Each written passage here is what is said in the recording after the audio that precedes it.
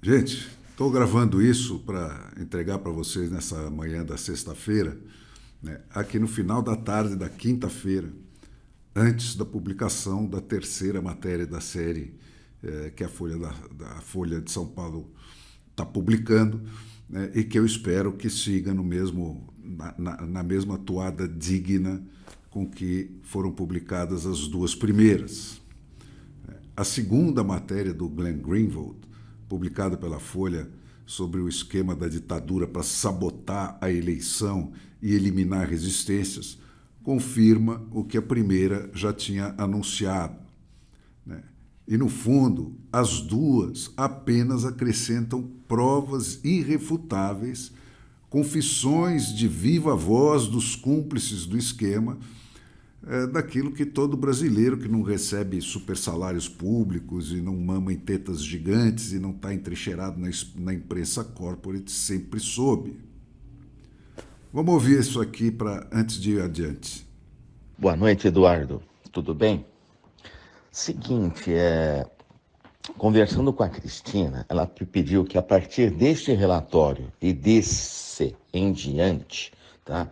Onde você coloca Supremo Tribunal Federal, coloque, por favor, Tribunal Superior Eleitoral.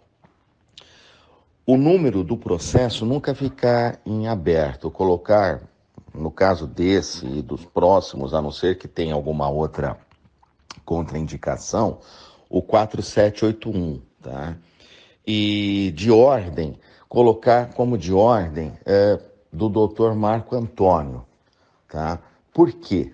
Porque atualmente o ministro passa por uma fase difícil, qualquer detalhe, qualquer peninha pode virar amanhã ou depois mais um objeto de dor de cabeça para ele, tá?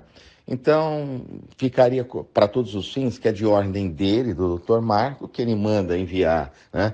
É para a gente, aí é tudo bem. Ninguém vai poder questionar nada, etc. Falar, mas de onde que surgiu isso? Caiu do céu? A pedido de quem? E etc, né? E colocar em cima, repito, o Tribunal Superior Eleitoral, processo como nesse aqui já que você mandou, por favor, 4781, e de ordem do Dr. Marco Antônio Martim Vargas, juiz, eu não sei qual é o cargo que ele tem no TSE, né? Mas, enfim, juiz auxiliar, ou juiz, enfim, né? Do Tribunal Superior, da Presidência, enfim, por favor, tá? E eu aguardo outra via. Muito obrigado. Na verdade, quem conversou com a Cristina não fui eu, só para ficar claro. Foi o Jefferson, que trabalha comigo no Supremo, e em um primeiro momento, eu até pensei em colocar meu nome de ordem do juiz, do Ayrton Vieira, etc, etc. Mas pensando melhor, fica estranho, porque eu não tenho como mandar para você, que é lotado no TSE, um ofício, ou pedir alguma coisa, você me atender, sem mais nem menos. Eu teria que mandar um ofício para o presidente do TSE, pedindo para que ele passasse, depois repassasse essa ordem para você, para que você aí me atendesse, porque não, embora saibamos que entre nós as coisas são muito mais fáceis, né? Justamente porque temos um mínimo múltiplo comum na pessoa do ministro, mas eu não tenho como formalmente, se alguém for questionar, vai ficar uma coisa muito descarada, digamos assim, né? Falar, mas como? O juiz instrutor lá do Supremo manda para alguém lotado no TSE, e se alguém sem mais nem menos obedece, manda um relatório, entendeu? Ficaria chato. Daí nós termos evoluído no raciocínio e pensado que ficaria melhor um juiz do TSE, né, mandando para nós, que aí ninguém pode questionar nada. Obrigado. É que é muita coisa. Eu acabei não colocando tudo, que eu coloquei outras coisas que falavam mais de um 4-2 do que isso. Que foi o que ele pediu, né? Mais um 4-2. Se o senhor falar, eu altero. Talvez seja mais interessante colocar, Eduardo, alterando, pelo seguinte: quem mandou isso aí exatamente agora foi o ministro. E mandou dizendo, vocês querem que eu que faça o laudo, não sei o que, sabe? Ele tá, assim, muito... Ele cismou com isso aí. E como ele tá esses dias sem sessão, sem isso, sem aquilo, ele tá com tempo para ficar, entendeu? Procurando, né? Agora ele mandou ir esses três. Como eu não me lembro, honestamente, né? Porque a gente é tanta coisa, por isso eu perguntei para você. Mas se não, talvez seja melhor pôr, tá? Alterar mais uma vez, fazer o quê, né? Que aí satisfaz sua excelência, tá bom? Obrigado. Então, mas tem coisas que fundamentam, ele quer que coloque mais ainda. Na verdade, ele quer que ele coloque o que ele acha, né? Mas o que tem é mais que. Eu altero, o que tem é mais que essencial para isso. Eu vou alterar aqui rapidinho. Concordo com você, Eduardo. Se for ficar procurando, vai encontrar, é evidente, mas o que você disse, o que já tem é suficiente. Mas não adianta, ele cismou, entendeu? Quando ele cisma, olha, é uma tragédia. E pode ter certeza, se você colocar esses outros, como você falou que vai colocar agora, ele vai amanhã depois, se for o caso, vai encontrar outros e falar que, sabe, que só a gente aqui não encontra e não sei o quê. Difícil, viu? Difícil. Mas enfim, vai. Se você puder quebrar o galho aí, alterar, por favor.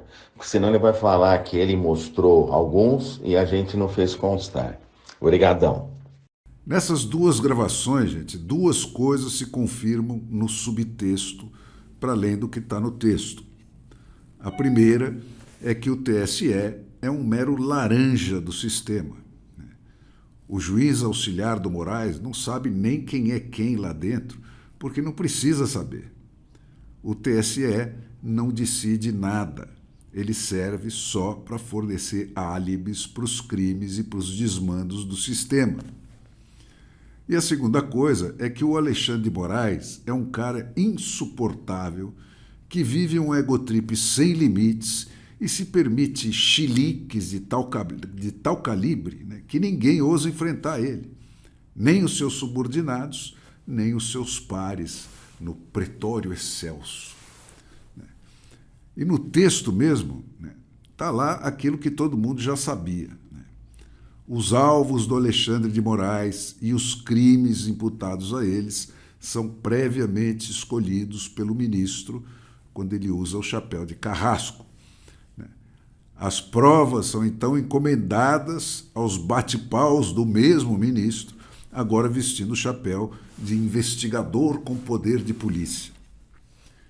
Aí, os relatórios dessas investigações, são ajustados em idas e vindas sucessivas entre os dois avatares do Alexandre de Moraes, até ficarem a contento do Alexandre de Moraes Carrasco, sem a menor consideração para com os fatos. Em caso de resistência dos fatos de se enquadrarem nos desejos de sua eminência reverendíssima, usem a imaginação. Toda a iniciativa da operação, por ordem estrita do ministro com chapéu de carrasco, é então assumida como sendo deles próprios pelos bate-paus do mesmo ministro, no seu outro papel de policial eleitoral. É o mesmíssimo esquema, gente, recorde-se, que ele exigia daqueles subalternos do Twitter, lá atrás, que ele assediava pessoalmente para fabricar provas contra as vítimas dele naquela rede social, conforme ficou claro nos e-mails escritos de próprio punho pelo Alexandre de Moraes, divulgados lá nos Twitter Papers. E então, aí, com tudo isso na mão, o ministro Carrasco aciona por si mesmo no seu outro papel, acionado por si mesmo no seu outro papel, executa a sentença que já estava previamente definida desde a partida. Os bate-paus lá verbalizam em várias mensagens o temor deles de assumir a culpa que não tinham. E agora, diante do flagrante exposto pela Folha, eles retrucam, como aquele famoso carrasco de Auschwitz, que assim mesmo acabou enforcado, que eles estavam apenas cumprindo as ordens que lhes eram dadas. Foi assim, gente, que foram executados, entre outros, o Rodrigo Constantino, o Paulo Figueiredo, o Eduardo Bolsonaro e pelo menos outros 20 bolsonaristas, entre os nomeados nas conversas até agora divulgadas, que são apenas, prestem atenção, as havidas no período crítico da campanha eleitoral e dos 2 turnos da eleição de 2022. É com isso, gente, é assim que têm sido destruídas famílias, condenado inocentes e até matado gente na cadeia por falta de assistência médica. Porque o ministro cismou fazer o quê, né? Enfim, gente, é o Alexandre de Moraes, e ninguém mais que o Alexandre de Moraes, que é o acionador e o acionado, o oficiante e o oficiado em todas as repetições dessa farsa sinistra. E nas sentenças finalmente proferidas, né, ele afirma invariavelmente que ele agiu a partir de ofício encaminhado pela assessoria especial de enfrentamento à desinformação do Tribunal Superior Eleitoral e papapá. Né? Então, gente, a exigência sistemática desse álibi é a mais clara prova de dolo pela consciência dos crimes que ele estava cometendo, que ela implica. Todo esse trabalho é só para aquela boa gente que não desconfia nem da eleição do Nicolás Maduro na Venezuela, né, como o empurrador da história Luiz Roberto Barroso, né, o comunista, graças a Deus, Flávio Dino, o Gilmar dos patrocínios, né, e mais aquele procurador-geral da República que tem lá um ar soturno, né, se apresentem perante o Brasil inteiro com as caras absolutamente enceradas, em caso de emergência, né, para dizer que nenhuma regra do devido processo legal num Estado democrático de direito foi quebrada por essa pataquada. Essa mesma galera, gente, abriu mais um processo ontem, estava na mesma edição da Folha de São Paulo, né, por obstrução da justiça e por corrupção de menores, veja bem, contra Alan dos Santos e Oswaldo Eustáquio, que são dois daqueles jornalistas exilados pela ditadura lulista, né, por terem reproduzido o pedido de socorro a advogados que porventura estivessem ouvindo, publicados na internet, pela filha de 16 anos do Eustáquio, né, quando a polícia do Alexandre de Moraes, pela enésima vez, deu o tum-tum na porta dela. E uma vez invadida a casa, eles passaram a ameaçar de prisão a mãe dela na frente dela se a menina voltasse a publicar qualquer coisa na internet. Cara, essa gente não está sozinha. Eles ousam esse grau de perfídia porque contam como certa a cumplicidade da imprensa corporate nas televisões e no jornalismo impresso, né, que dessa vez, como em todas as outras, tratou de abafar o escândalo apenas registrando com materiazinhas burocráticas a trolha que a Folha de São Paulo publicou, né, e com chamadas pífias e editoriais nada menos que vergonhosos.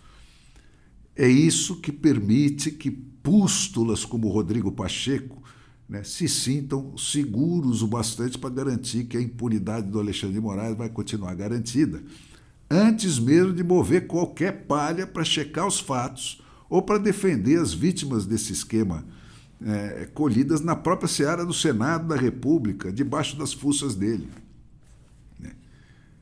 Cara, tudo isso é falso, tudo isso é podre. O poder de polícia de um tribunal é, por definição, antidemocrático. Os tribunais, todos os tribunais, o poder judiciário inteiro, o poder não eleito como um todo, são, por definição, inertes no sistema do Montesquieu, né? E mais ainda no da Filadélfia, né, onde todo o poder emana do povo e é exercido pelo povo e para o povo. Sem isso, cara, ninguém e nenhum direito está garantido dos Alexandres da vida para baixo. O Montesquieu e a Filadélfia, e não o Flávio Dino e o Maranhão, é que são as referências do que é ou que não é democracia. A cara de pau do Barroso, doutor Barroso, né, a truculência do Flávio Dino e aquela fleuma pegajosa do Gilmar dos patrocínios não enganam mais ninguém nesse país. E eu me congratulo aqui com a Folha de São Paulo, que mesmo a partir da posição dela de esquerda e abertamente antibolsonarista, mostra que não se esqueceu do que é jornalismo, né, quando dá guarida ao Glenn Greenwald, né, para publicar a bomba que chegou às mãos deles e que custaria a prisão sumária dele detonar se não fosse dentro de um santuário da esquerda, que por enquanto, e apenas por enquanto, ainda é contestado apenas com palavras e não com a violência sumária do que há de mais podre dentro das instituições podres do Brasil, que é o que fica reservado para todo mundo que não está dentro dessa imprensa tradicional. Com isso, com a atitude da Folha, né, essa corja ficou, pelo menos, obrigada a dizer na cara do país inteiro e em cima das provas incontestáveis que os fatos não são os fatos. E aí, gente, eu volto a mim mesmo. Nós estamos na mão de bandidos. Esse inquérito do fim do mundo é um esquema de sequestro, né, pelo qual a vítima e a descendência dela são postos eternamente à mercê do sequestrador, né, e em que essa mesma pena é imposta também às vítimas cuja inocência o sequestrador oficialmente reconhece, né. Qualquer um que, por qualquer motivo, chegue a ser tocado por ele se transforma imediatamente em mais um morto-vivo, né, como na famosa série do cinema lá. Redes sociais, nunca mais. Né? O que vale dizer, trabalho, nunca mais. Liberdade de locomoção, nunca mais. Contatos com seus amigos da vida inteira, nunca mais. E por aí abaixo. Né? E isso tudo, gente, só pode acontecer num país onde jornalistas assistem impassíveis o assédio violento às famílias e às filhas menores dos perseguidos políticos, né? E, em vez de denunciar e expor esses atos sórdidos e covardes que eles estão testemunhando, eles escondem essas ignomínias do olhar da nação. Não só fingem que não está acontecendo, como concretamente negam o que estão vendo com seus próprios olhos. Qual é o adjetivo que se aplica a um sujeito que se permite isso? Olha, é coisa que eu ainda estou procurando. Mas se tem uma coisa que o resto do mundo sabe desde sempre, é que esquemas criminosos como esse só se instalam onde o jornalismo já morreu de véspera, né, e que esses reinados de terror só terminam quando o jornalismo renasce.